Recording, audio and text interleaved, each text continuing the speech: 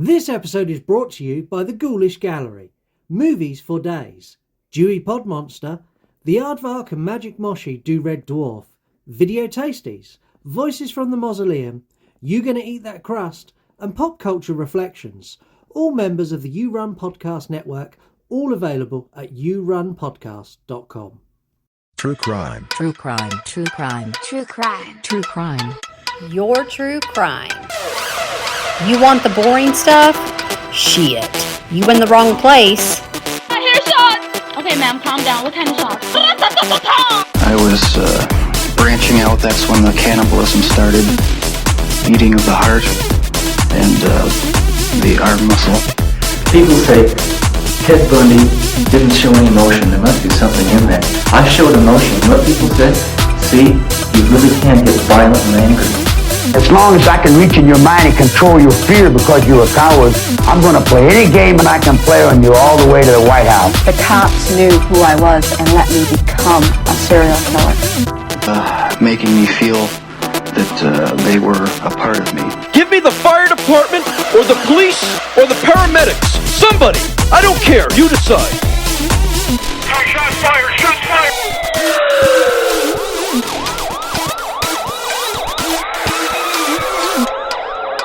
Well, we ain't like everybody else. Hello, Happy New Year, and welcome to 2024. This is True Crime. My name is Scott. And I'm Heather. We are part of the You Run Podcast Network and yourunpodcast.com. We are your hosts twice a month as we take you through true crime cases that are voted for by you. We are an opinionated show. We're not like other shows. We give our views and our thoughts, and we also give you a place to do that as well. It's really easy to get involved. All you need to do is follow us at You Run Podcast on any of the plethora of social media that's out there. We're pretty much everywhere. If you want to follow Heather. I don't need a father, but you can follow me. You can follow her. You cannot father her. She is at Wednesday Wine and Horror on Instagram. If you've got something directly you want to say to us or you want us to share with our audience, drop us an email at yourunpodcast.com. No, yourunpodcast@gmail.com. Wow, you can tell we've had a Christmas break. Or you can record us a voice note DM. Anywhere that allows you to do that, you'll see the microphone button. Push it, hold it down, speak, leave a message. Yep. We'll play it on the air. Any emails we receive will also get read out. We'll read them out in full, and then you'll get our thoughts. Any of you who've listened for a while now knows that we're not like other shows. Our intro music even says we're not like other shows. Today we are going to be a little bit more like some other shows because the subject we're covering is not fun at all. Not even slightly. It's a case covering a subject that both me and Heather, and I imagine many other people, feel very strongly about. It's fair to say that this episode needs a warning. It needs it needs a trigger warning. We are talking about a school shooting. It is going to be a very emotionally upsetting episode. It's a very, very recent case. This is the hardest case I have ever looked at by a country mile. Doing the investigation to this leading up to Christmas, pushed me to a point where I considered ending the podcast as opposed to doing this episode. Yep, I'm right there with you. Like I think I probably would have been like, sure, we're gonna have to go on hiatus, or either we're gonna have to change the format. This honestly had a damaging effect on my mental well-being looking into this case. This case we're discussing because we want to add to the bigger conversation to stop and help prevent further school shootings. So if this leads to more conversation about gun control, or more conversation about how they increase securities in schools, or how they train teachers, or how they restrict people getting weaponry, whatever this helps add to that conversation, this is the point of that episode. On the 24th of May, a former student at a Texas school killed 19 students and 2 teachers, wounded 17 others after already shooting and wounding his grandmother at home. Today we're talking about gun control, police response to school shootings, and sharing the tragic story of the lives lost at the Robb Elementary School in Uvalde, Texas. An active shooter for a time at an elementary school in Uvalde, Texas. This is about 80 miles outside of San Antonio. There is word potentially multiple children have been killed. This happened at the Robb Elementary School in the Uvalde Consolidated Independent School District. The alleged gunman opening fire off campus, then reportedly running into the school, barricading himself in a classroom. Flowers, notes, crosses, and now pictures of the victims placed outside the school. Members of the community coming to pray and pay their respects to the lives lost.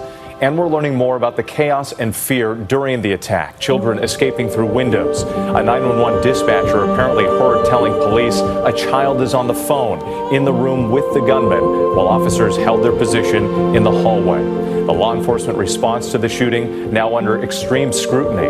The Justice Department conducting a full review. And on this Memorial Day, the tight-knit community grieving unimaginable loss, now attending wakes and preparing for 21 funerals. 19 children and 2 teachers killed amid systemic failures and poor decision-making. That's the damning conclusion from the most exhaustive probe of why it took nearly 400 police and other officers more than an hour to confront and kill an 18-year-old gunman here in May. In what Texan legislators described as a chaotic scene marked by a lack of clear leadership and sufficient urgency. Their report found that law enforcement responders failed to adhere to their active shooter training and failed to prioritize saving the lives of innocent victims over their own safety, blaming the officers' lackadaisical approach. The people of Uvalde before this, they felt it couldn't happen here. They felt that. That's the false sense of security I worry about. I think some of the same systems that we found here that failed that day are across the entire state and country.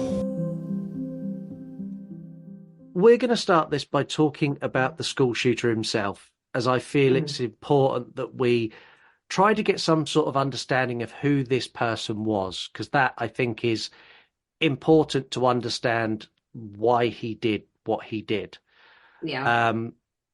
We're going to take you through the events of the day of the shooting. We're also going to discuss the police response to this attack on the school. Our episode of Extended Cut, we're going to be talking more about the case and sharing thoughts on the wider issue of shootings and gun control. We're also going to be talking on whether this could have been prevented or at least the damage that was caused minimized. We're also going to be reaching out for all of your opinions, and I imagine Extended Cut is going to be packed with everyone else's thoughts. It's going to if you didn't want to get a political episode, it's gonna get fucking bonkers, because you have so many people in America, say America especially, the gun control stuff, where you have your Republicans and you have the Democrats, and it's just it's so much that, like, honestly, I don't even get into all that PC shit or political shit at all, because I'm just like, we're going to now. I know we are, but when we're getting the opinions of others, people are going to be like, "Don't take my guns," and I'm just like, shut the fuck up, like that. Like, I don't have time for this. It's not about you. Yeah, we'll see. We'll see what the general response is, but we're going to share our thoughts, and we'll see where everyone else is. These episodes are going to be hard to listen to, especially if you have young children. We apologize if any content in this episode is upsetting, but it is important to have these conversations and to help push this conversation bigger, because without this conversation being a bigger issue than it already is, it's not going to change. No, it hasn't changed in the last like 29 years or something. Since the first shooting. With this case so recently, I want to offer our condolences to the families and the victims of this horrific crime. Both me and Heather have children around this age, and it is honestly the most unimaginable heartbreak that I can't even begin to fathom or understand. as I've said multiple times, this episode is to make this conversation bigger. And I'm going to do that with the utmost respect for you and your families. And I hope this leads to a bigger conversation. We're going to start with the school shooter. The killer in the school shooting was 18-year-old Salvador Ramos, a former student of Robb Elementary High School. Yes. Sorry, Robb Elementary School, not Elementary High School. Yes. When he was at school, he suffered at the hands of bullies who would pick on him for his limited clothing options, his haircut, and just about anything else. We've spoken about this before. Kids can be mean. Yes. It was reported that he had no friends and he was a loner. We don't have any really confirmed information about his overall school life. It's a lot of rumors and a lot of conversations that could be true. They might not be true. So we're going to jump forward about a year before the school shooting. This is when Ramos started posting on Instagram. And he was posting pictures of rifles, which are on his wish list. There are reports he would spend evenings driving around with his friends, shooting random people with a BB gun. He also boasted about killing animals and threatened to kidnap and rape multiple girls on the app. There are huge red flags here, and this is something that social media need to monitor closer. Yeah, because he's well, I know, but see, it's already like, I'm trying not to get mad and upset already, but it's like, you know, Instagram and social media platforms, it's like, it's fine if some girl shows her crotch or her, and like, we don't give a fuck. I don't even understand what, like, okay, first of all, I don't care. But then it's like some guy who is giving you these red flags of like posting guns. And it's not like, oh, I went hunting. It's not in that context. This is like, it's I want a semi-automatic rifle. Why do you need that? You're not in the military. You're not like law enforcement. And even then, I don't know a whole lot about guns, but I will say I'm pretty sure that's not even protocol. No. Like, absolutely. That's not the sort of, we'll get to that. We'll get to that gun conversation because I've got a lot to, we don't have guns here in the UK. It's not something, we can buy rifles and we can buy shotguns for hunting. And you can get those licensed, but as a general rule, we cannot go out and buy. You don't carry around guns. No, see, I'm gonna tell you here, you can get a license to do open carry or conceal and carry, which would basically be like put it in your vehicle, and it's insane. About 2 months prior to the shootings at the school, Ramos moved out of his home with his mum and her boyfriend, and he moved in with his grandparents. His mum was a frequent drug user, and they reportedly had explosive rows. The one that caused him to move out was about her switching the Wi-Fi off. Now, because that's showing his like he got pissed off about it, basically. His mum described him as not a monster, but said he could be aggressive. Yeah, because there's underlying issues there. There's massive underlying issues there. I'm sorry. I've got personal opinions. From what I've heard so far, this guy is already a monster.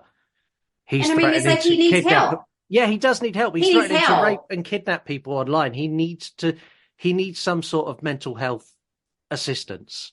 Yes. But mom's not going to help him because, clearly she's high. Well, and it's just a bad home life. And then you have a boyfriend. So see, I don't think I found anything on the father. No, I couldn't find anything. I feel like I did try to like Google search it, and I'm sure we could have eventually found something, but it's like most likely we're going to say that he's on the picture. Yeah. Yeah, I think that's a safe assumption. Yeah. Up until about a month before the shootings, he worked at a local Wendy's. Yes. Which we don't have those here. I'm assuming, is that like a Burger King? It's just a fast food. Yeah, it's like a shitty burger. Yeah, chicken nuggets. Yeah, fast food. Now, his manager said he kept himself to himself and he was kind of okay as an employee. Mm-hmm. His co-workers told a different story, that he would send inappropriate messages to female colleagues and occasionally get aggressive with other male colleagues, stating, "Do you know who I am?" which I find such a bizarre thing. This kid, because he is a kid, has got this. He's like a little scrawny kid. Like, he really still is. Like, that's what he was. And he's got this such warped image in his head of what he believes he is. And I'm not a big advocate to say that video games and movies affect people, but they can if they're not monitored by a parent. And I very much get the vibe that this is a kid who spent too much time playing shoot 'em up games, and it affected him, and he thought that that's how you can live your life. I genuinely believe that. I think that starts with a mental state to begin with the child. And so we can't really, as a society, we like to blame the video games or say this or that, but technically no, because if the child already had a low mental state and he's dealing with these behavioral, whatever issues it is, and you play in violence, stuff like that, sometimes that's like giving him that, like, I like violence. And there you go. So again, let's not blame the video games, because my son plays like Call of Duty and stuff, but he's not. No. You know what I'm saying? Like, he doesn't, there's no red flags. Of course, if there was, immediately I'm going like, I'm not dealing with this, you know? Yeah. And it's one of those things, and it's like, all of these things are okay if they're moderated and they're monitored, and I think so. You're paying close attention to your kids and what mental state they have. But like I said, his mum's high as a kite, and she, from what I can gather, didn't really give a shit. No. On the 14th of May, Ramos sent a message to a friend on Instagram stating 10 more days. The person replied, "What, are you going to shoot up a school or something?" And Ramos replied, "No, stop asking dumb questions, you'll see." On the 17th of May, the day after his 18th birthday, Ramos bought a Smith & Wesson semi-automatic rifle, legally, I want to add. He purchased a second rifle 3 days later. And this is where I want to talk about not even gun control, but just the common sense of not selling a semi-automatic rifle to an 18-year-old kid. Like, you can't even go and get drunk in the United States until you're 21, but you can have a semi-automatic rifle. Are you fucking for real? Yep, you can. You can. I do not understand how that works. Yeah, and like, we had it there. He was giving it there and then. There's your rifle. Yeah. It's fucking crazy. Things are, the thing is like in the United States, like obviously each state kind of has their own little wonky law about like this and that, blah, blah, blah, blah, blah, whatever. Okay. Etc. I don't know about every state because I don't live in every state. I know some things about here in Louisiana, but I cannot fathom either how someone can look at someone, a child, because 18 is still a child to me. Yeah. And I don't think anybody should be able to buy a goddamn weapon like that.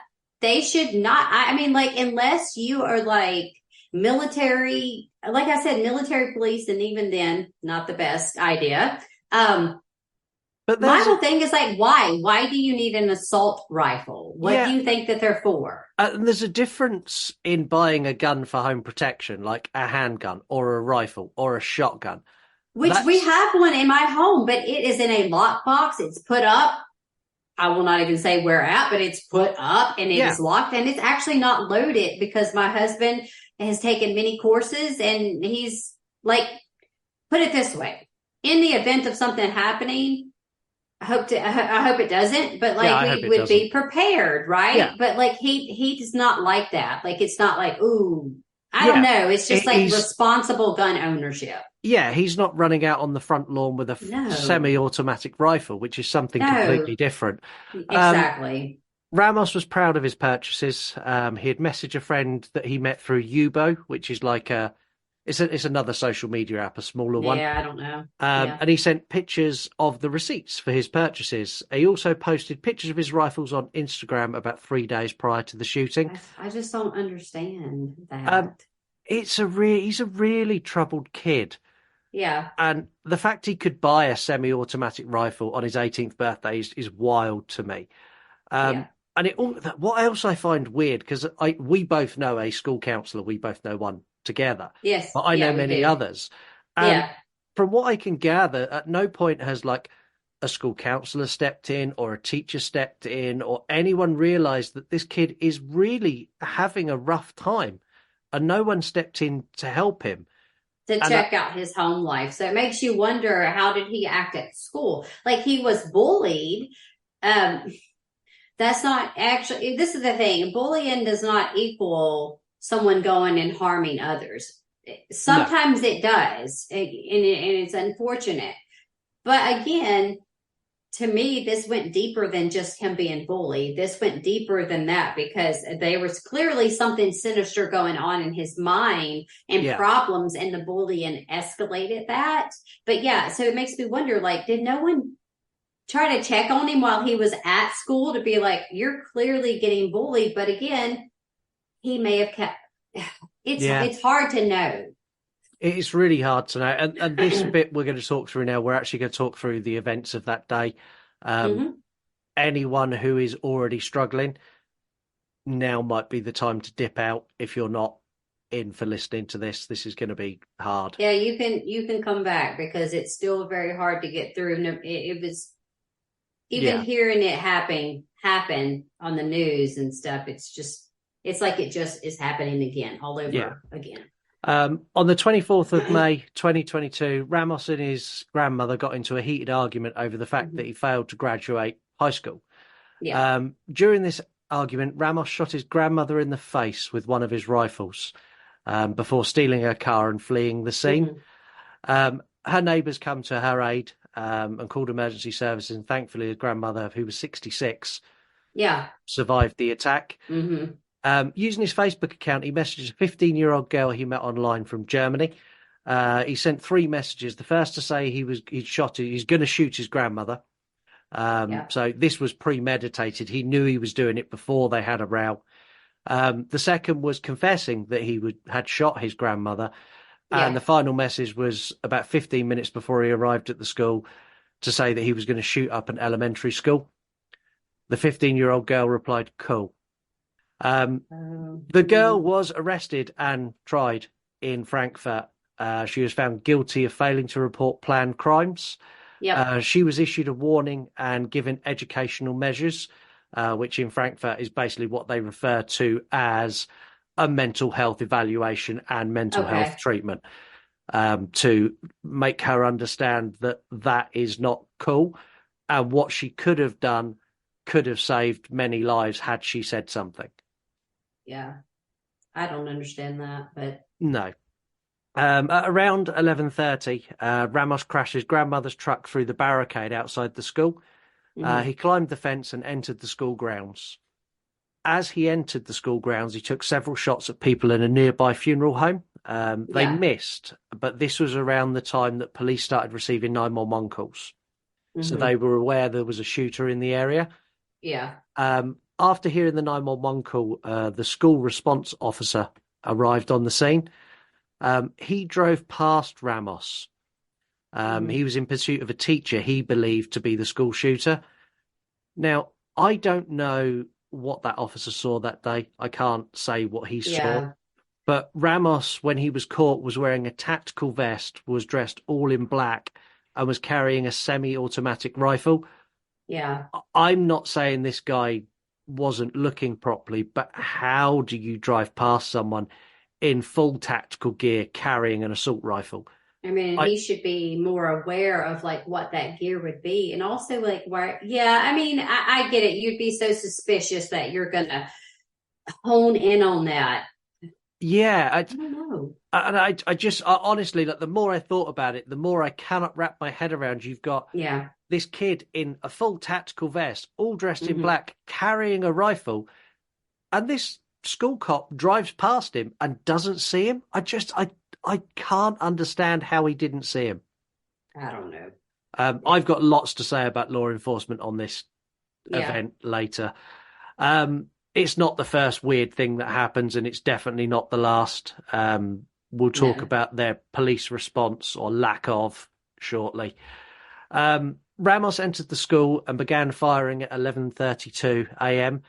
A teacher saw him coming and closed the door. The lock didn't work. These doors should lock immediately, but it didn't. The lock was faulty. A police officer had his rifle aimed at Ramos before Ramos entered the school, and he did not take the shot because he was waiting for his supervisor's permission to do so. Not me. I'm sorry, you guys. Like, not me. I'm gonna get fired. I get fired. I'm gonna say that.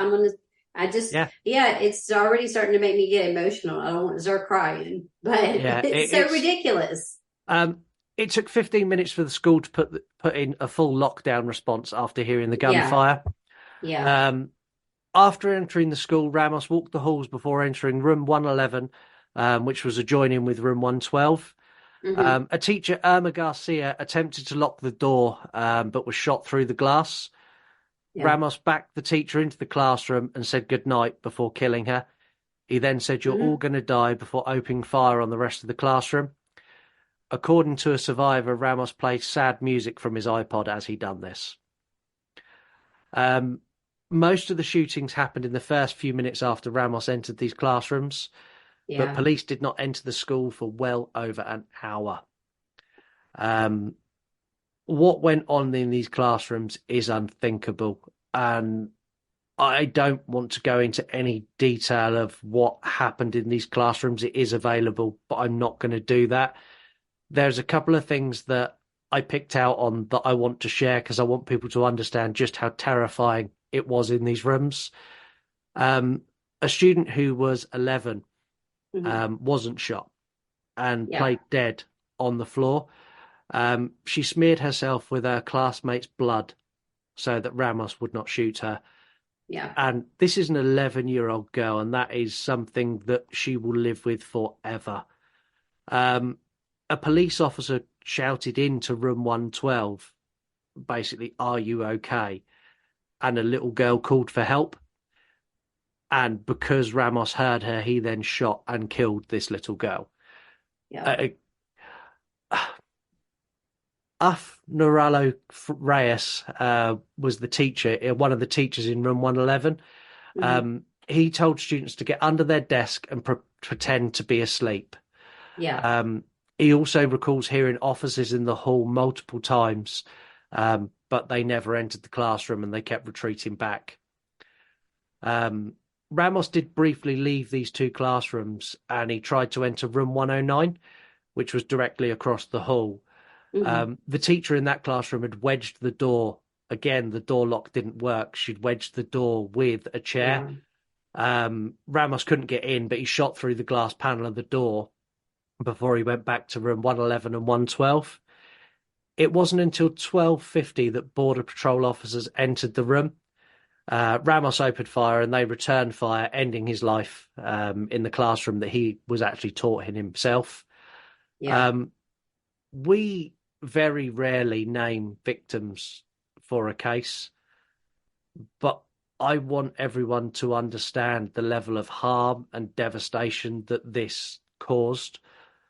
I want everyone who's an advocate for easy access to firearms, who believes that everyone's got a right to have a gun, regardless of what their background or upbringing is. I want you to hear the names of the teachers and the children who lost their lives because your gun control is fucking shit. Nevea Bravo, 10. Jacqueline Carreras, 9. Macanina Elrod, 10. Jose Flores Jr., 10. Elia Garcia, 9. Uzziah Garcia, 10. Amarie Garza, 10. Xavier Lopez, 10. Janice Levenos, 10. Tess Mata, 10. Miranda Mathis, 11. Aletha Ramirez, 10. Annabelle Rodriguez, 10. Matea Rodriguez, 10. Alexandria Rubio, 10. Layla Salazar, 11.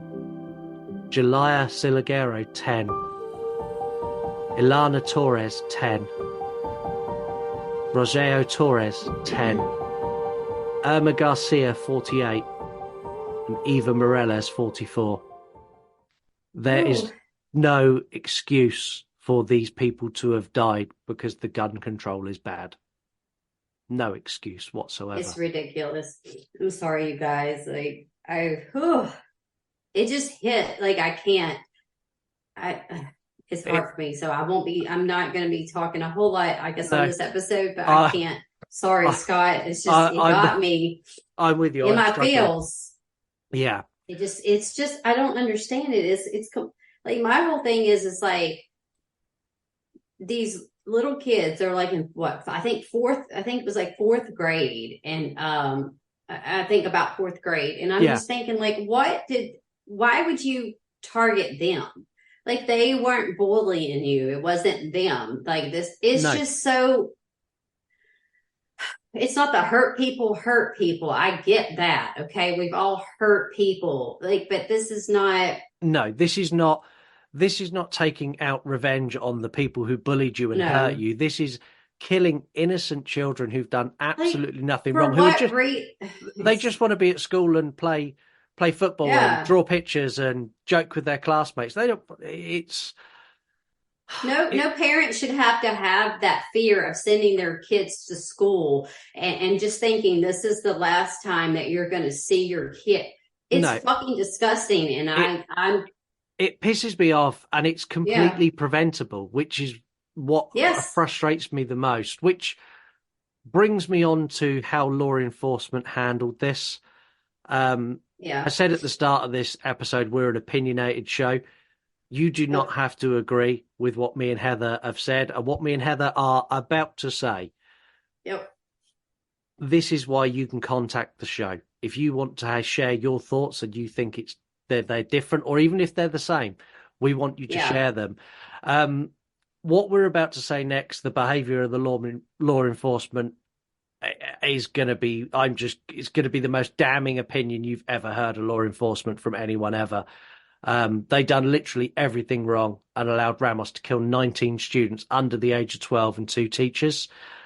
But before we do that, we're going to take a quick break and we'll be back in a minute. There's nothing better than hanging out with your best friends chatting horror movies. At Voices from the Mausoleum, we have programming that covers everything from found footage to gaming, interviews, and even the first horror morning talk show. Come join us. We're all friends at the Mausoleum. You all right? Yeah, I'm fine. I'm sorry. It was hard for me I think it just upsets me. I think it hits me so hard because I have 2 boys that are in junior high, and like, luckily we've never had to encounter that. It's never happened in this state or where I live. And luckily my kids' school, like when they go in, it is on lock. Like, you can't even get into the school unless you are buzzed through. Every door when the kids go into the classroom automatically locks. They're not even allowed to go out of the classroom to use the bathroom. It's like, they're very, and I don't know if it's because Louisiana is like a gun-toting state and like they don't fuck around. No, they don't. The southern states do not. The southern states don't fuck around, which is why I find it so insane how this happened in Texas. I know. And then there was one that happened in, there was the school shooting that happened in Tennessee, like not very long ago too. Yeah. But in the southern states, I would expect law enforcement to show up, kick the door down, shoot the person. It's over. Well, we're going to get into that because I did read about that. So first off, the police had a chance to shoot Ramos before he entered the school. Mm-hmm. Now, I know the officer was waiting for permission from his supervisor.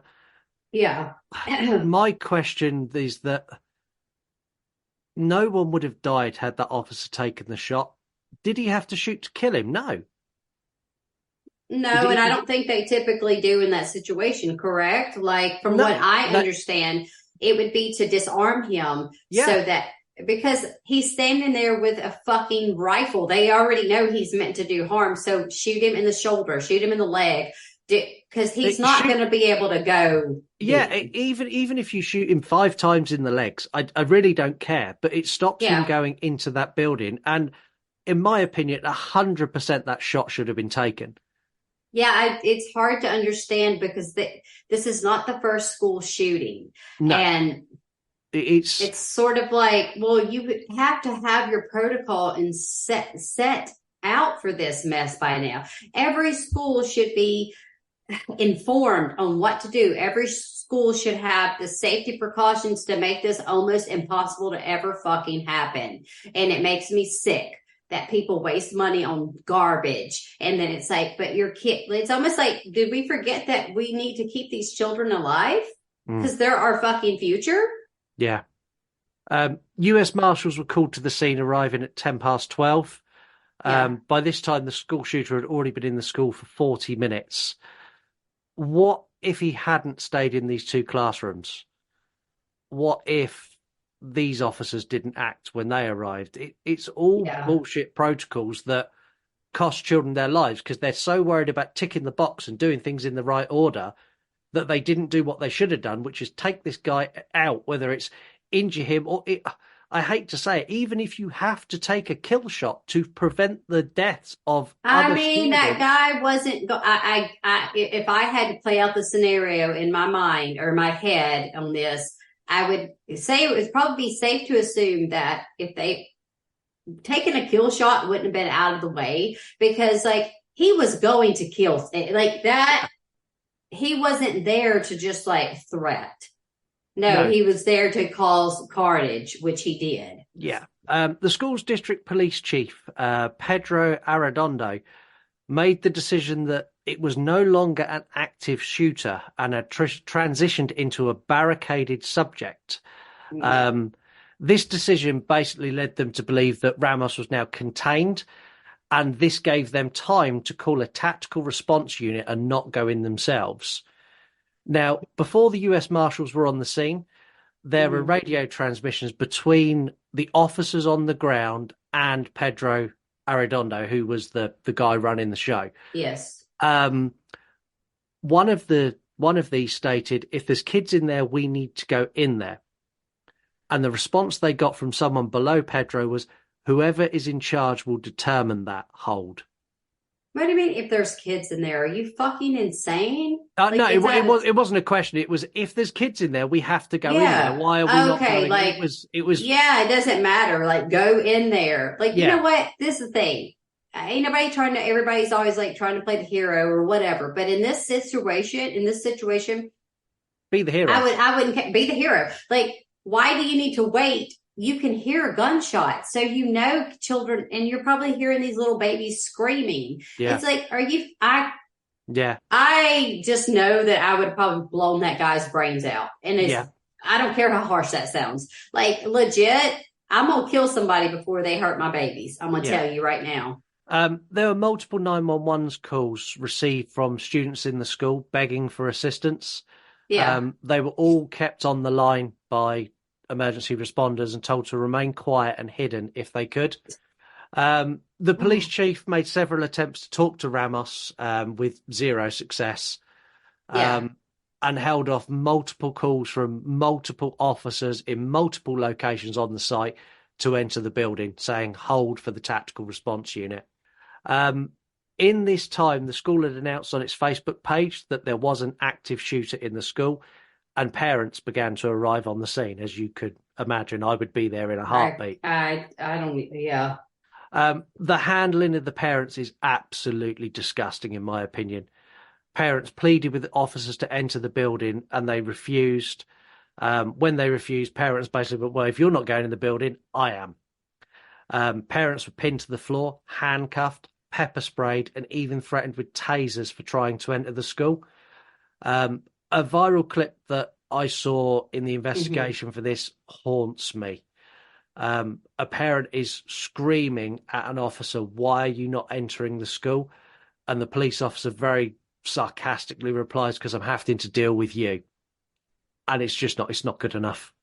Well, I would like to say that not everybody should be a police officer. I'm going to say now, the devil himself would not have kept me from getting into that building. Oh, absolutely. This is the thing. I'd have been shot. Pays me. Yeah, exactly. Do whatever you want to do. I'm going to do everything I can in my power to make sure my children are safe before me. The reason why I had kids, I took that vow, just like when you get fucking married, you take the vow to only love that person, be with that person, whatever. But like with my children, I die for them in a heartbeat. You didn't even got to ask me. You didn't even got to ask me. And those parents, that's what they were basically doing. Like they knew if they went in, possibly, what if they got shot? But their babies would be alive, possibly. Yeah. It's disgusting. And it's the way that it was handled was not like, it's terrible. I don't understand. No. It was actually an off-duty tactical response officer who started things moving. He arrived on the scene about an hour after things began. He was having his hair cut and he saw this on the news and he borrowed his barber's weapon and went to the school. He started the evacuation himself. He basically turned up on the scene and went, why are we all stood around with our thumbs up our asses? He started evacuating the school. Additional tactical officers arrived, which is when they entered the school and they brought the standoff to a close. It was reported that the tactical team needed to acquire a master key for the room that Ramos was in, and they were held outside by Pedro Arredondo, held them outside until they had this key. When they got to the door, it was not locked. They were held outside for another 20 minutes to wait for a key they did not need. Yeah. A lot happened after the events of this tragedy, and a lot of it we're going to save for extended cut because this sent shockwaves through Texas. It sent shockwaves through the United States, but Texas in particular, of how they handle school shootings and how they handle lots of legislation, really got a kick up the arse after this case. But we're going to talk about a couple of bits now that I feel need to be covered. On the 3rd of June, the decision was made that the building would no longer be used as a school. It would not be reopened and students would be moved to new campuses. So at the moment, they're in different campuses now. Yes, yeah. On the 21st of June, it was the mayor who ordered the school to be demolished. And there'd be a new school built to replace Robb Elementary. The construction began summer last year, and doors will open fall of this year, fall of 24. The police chief, Pedro Arredondo, the man who wouldn't make a decision, who, in my opinion, is almost as responsible as the shooter for his lack of action. He was placed on administrative leave on the 3rd of June. After very publicly and very vocally defending his decisions as correct, which blew my mind that this guy stood in front of parents and stuff of these. Yeah, and defended his decision and in front of news cameras and went, no, I made the right call. I kept our officers alive. Like, fuck, what are you on about? Oh my God. See, this is what I'm saying. Nobody wants anyone to die. No. That's the thing, right? In all honesty, no matter how opinionated we are, we're not trying to say like, oh, well, the police should have died. But let me let you know something. As a civil fucking servant that you signed up to do this job, your job is to protect and to serve. So if you die in the line of fire, like in the line of duty, that's your job. That's what you signed up to do. These kids did not sign up to get shot when they're in. I'm getting upset. I'm sorry. Like, no, it just makes me so goddamn mad. Like, this guy, Pedro Arredondo was also on the city council. He resigned that position on the 2nd of July, but he remained as police chief, which blew my mind. On the 24th of August, the Uvalde school board had a vote whether to terminate him or not. It was unanimous. He was terminated immediately for his poor handling of this. And I still can't get over the fact that he defended his decisions. It's like, you've made a bad decision. Now put your hands up and go, look, I fucked up. Well, it doesn't change anything, but at least it shows that you understand that you made a mistake and that you take some responsibility for what happened. In this town, Uvalde, I believe is how you. I had to struggle with pronouncing it. I didn't want to be disrespectful or whatever, but it's from what I remember, it's close to San Antonio, which is a pretty big city in Texas. I've actually been to San Antonio; it's pretty big. So part of me is like, this is a little smaller town outside of that, and when I've been to Texas several times, different parts of it. Texas is huge, and you have so many little suburban suburb towns. Like when you say you're going to Dallas, Dallas is so wide range that it's just insane. Like it's like another world. But my thing is wondering, the United Kingdom fits in Texas. You could take the I'm whole sure. of the UK and drop it in Texas, and it's like a corner. I know, but my thing is like I'm wondering if the ill-equipped manner of them came from the small town. And sometimes people get this notion in their mind that it's a small town, it won't happen, but that's basically where most of these things happen. Yeah. They just starting back from, what was it? I think it was 1998, 99 when Columbine happened. Yeah. I think I was in high school. And people still talk about that to this day. And the thing is now, it's become almost an epidemic of a problem in the United States. There was one, then there was two, then there was three in a year. Now it's a regular occurrence that we get clips over here on the news in the UK. Like there's been another school shooting in the United States. There's been another shooting in the United States, and it's something that we don't have here. And we spoke before we started. So one of the big things we have here is we'll get notifications of people driving around in vans outside schools looking to abduct children. It's so crazy to me though too. I think it's super scary, but yeah, it's scary, but that is something that's a lot easier to control. So like if you've got older kids who are like 10 or 12 or whatever, and they're walking to school, and you know that is then happening, it's been spotted, you can then take very easy steps to make sure there's not an issue there. You either take your kids to school, or you get them to go in a group, or whatever that may be. But with a school shooting, there is no way to prepare your children to deal with that. There's no way to make your children equipped to deal with that. There's no way to make you as a parent equipped to deal with that. There's nothing you can do as a parent to prevent that from happening. And how unfair is that to have a child, to have to talk to a child about, well, if this happens, play dead. If this happens, you know what is sad? But I've had the discussion with my two boys, and I'm like, as safe as their school is, things happen. And I'll talk to them and I'm like, what do y'all do? And they have drills. So they'll have random drills throughout the year to kind of help them get in the notion, what do you do? What do you do? And that's terrifying that is something that we now need in schools. And I'm going to say it again. The reason you need that in schools in the United States is because the gun control is so piss poor. It is. It's. And I'm talking from someone from the United Kingdom. Bad. We don't have. We have guns here that we can go and get guns for hunting. You can go and buy a rifle. You can go and buy a shotgun. We can't get handguns here, not legally. The big problem we have here is knife crime. And knife crime is a very different sort of crime. So it's very much you tend to get a mugging, or you'll get someone will be stabbed in the street, or a couple of people will be stabbed in the street. Yeah. But that is something that doesn't really happen. Touch wood, pray to God it never does. It's not something that happens in schools, not to a grand scale like it is in the United States.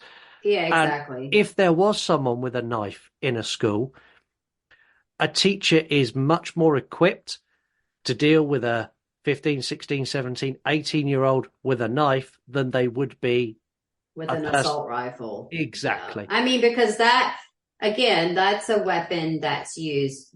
You are going to do destruction with that. That's not just a handgun where, you shoot a few times and you're done. Whatever. You're talking about semi-automatic rifles and shit that has what do they call magazines. It's just. I mean, I'm not saying that you should not have the right to carry a gun. Before anyone jumps on and starts going, well, it's my whatever amendment right it is to. And that's what we're going to get. I'm going to go ahead and let you know now that we're still going to get that kind of shit because somebody is going to, because this world is a garbage can of shit. And not trying to be ugly, but just saying. Well, I'm going to clarify my position on it now. I'm not saying you should not be able to get a gun. I'm not saying at 18 you should not be able to get a gun. What I am saying is the same way that you restrict alcohol and you restrict entrance to clubs and you restrict driving. Yeah, casinos, things like that. What I'm saying is, at a certain age, you're only allowed a certain caliber of weapon, a certain size of gun. And there has to be some form of vetting process that takes place over a period of time before you get given that weapon. And then after a certain period of time, then maybe you can get another weapon. And at no point should you ever need for home protection, which is what your guns are for, is for home protection, is to protect yourself. Yeah. At no point will you ever be in a position where you have so many people coming to your house to try and get in that you need a semi-automatic rifle. I know. That's what scenario do you, if you've got a home invader, let's say you have 3 home invaders. Yeah. You still don't need a semi-automatic rifle to shoot 3 home invaders. You do not need that. Yeah, it's a term we use, like overkill, because that's basically what it is. And honestly, it just, in my opinion, and it's my opinion, I don't like guns. I mean, like I said, we have one for safety if we had to have one, but it is not a rifle. It is just a small handgun and that is licensed, and no one here. There's no risk of the children getting it. There's below zero risk. Like, they're not going to get it. And the thing is, Heather, a small handgun and an assault rifle, if you point it at someone and pull the trigger, has exactly the same fucking effect. I know, like, if you're going to shoot to kill, you're going to shoot to kill. And they'll even tell you, like, I've taken a conceal and carry class because I took one to learn how to shoot a gun, just in case. It was just like a handgun. It was a Glock, I think. But, they'll tell you, like, the whole point is if you pull that gun out, you didn't pull that gun out to play. You pulled that gun out to probably kill someone. And, I mean, obviously to preserve your life and for safety, like, that's why. But, like, I just don't think any of those kind of guns should be legal. I think they should. And again, we'll get into that, but guess what? You're still going to there's going to be some scummy piece of shit on the side of the road that's going to sell somebody that gun illegally.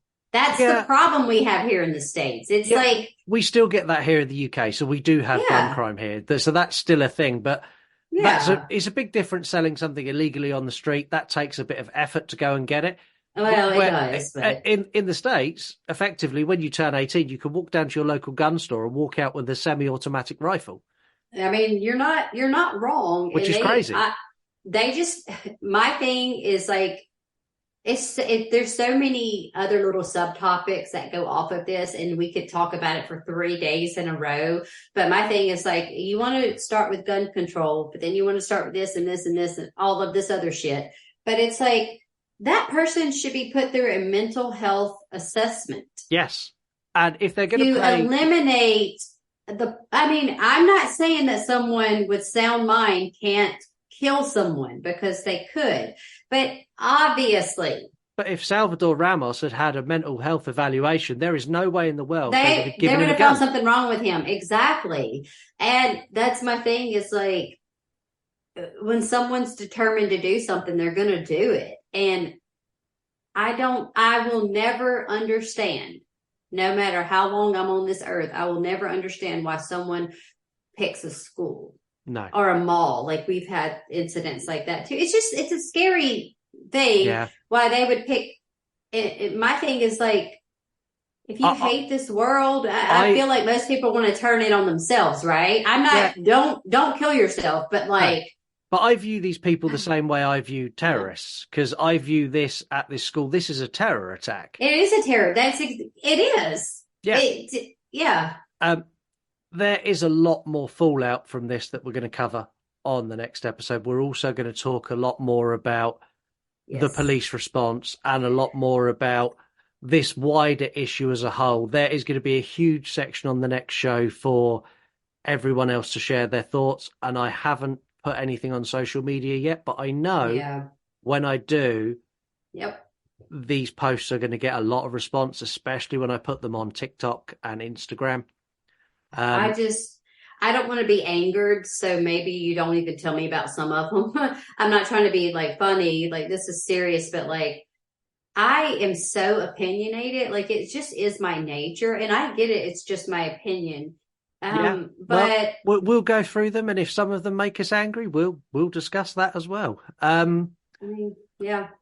If you want to really give your thoughts on this, send us an email. yourunpodcast@gmail.com. If you've got some in-depth thoughts on this that you want to share, whether it's about this case or the overall issue, because I'm quite happy to read a couple of those out as well. Yeah. I want to thank you for tuning into this episode and sticking with us to the end, because it is a difficult subject. Thank you very much for listening, and I'm going to hand over to Heather to let her sign us off for this episode. Okay, guys. I did have a few mini breakdowns during this because it's something that is important to me as a mom, as someone who lives in America. Like, this is a serious issue. But you know what?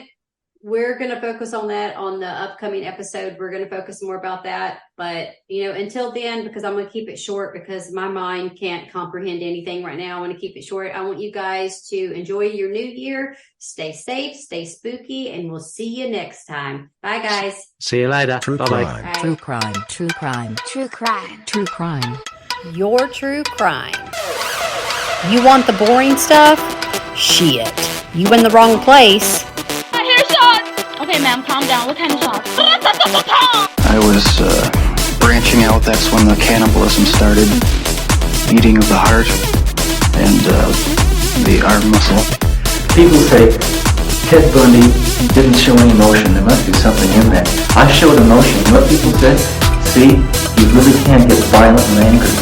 As long as I can reach in your mind and control your fear because you're a coward, I'm going to play any game and I can play on you all the way to the White House. The cops knew who I was and let me become a serial killer. Making me feel that they were a part of me. Give me the fire department or the police or the paramedics. Somebody. I don't care. You decide. Shots fired! Shots fired!